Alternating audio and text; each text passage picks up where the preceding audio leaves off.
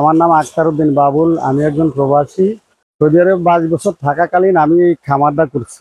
6টা পুষ্কুনির মধ্যে আমি পাঙ্গাস চাষ করছি, রুই, কাতাল, মৃগে, কালী ব্যবস। আলহামদুলিল্লাহ আমার পাঙ্গাসের অবস্থান অনেক ভালো, 2 কেজি 2.5 কেজি হয়েছে।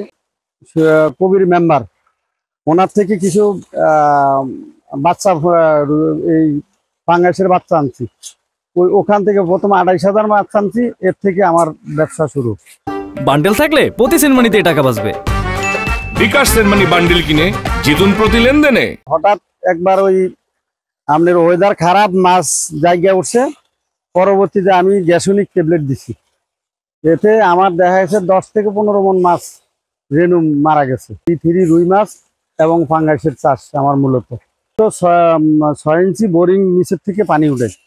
আমার যেহেতু খালের পানির সমস্যা, নোনা পানি এবং ময়লা পানি, এই জন্য আমি ডিপের থেকে ব্যবহার করি। দ্বিতীয়ত খাবারটা আমি নিজে বানাই, নিজে খাওয়াই।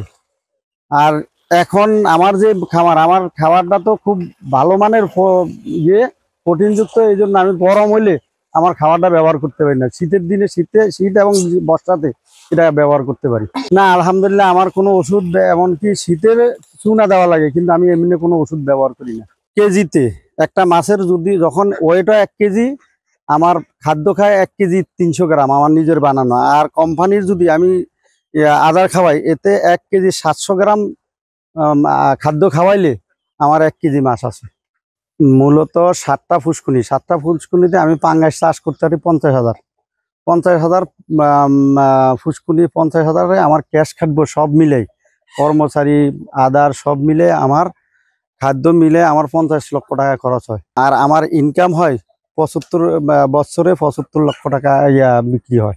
এতে 25 লক্ষ টাকা থাকে। আমি তো মাছ চাষটা আমার মূলত আমার এর পরে আমি বাগান বাড়ি করছি, ড্রাগনের বাগান করছি, আমের বাগান করছি, খুব মানসম্মত আম, লিচুর বাগান করছি, লিচু গাছ লাগাইছি, মালটা লাগাইছি, দার্জিলিং কমলা, চায়না কমলা, এই সব মিলে আমি এগুলি নিয়ে মোটামুটি পরিচর্যা করি।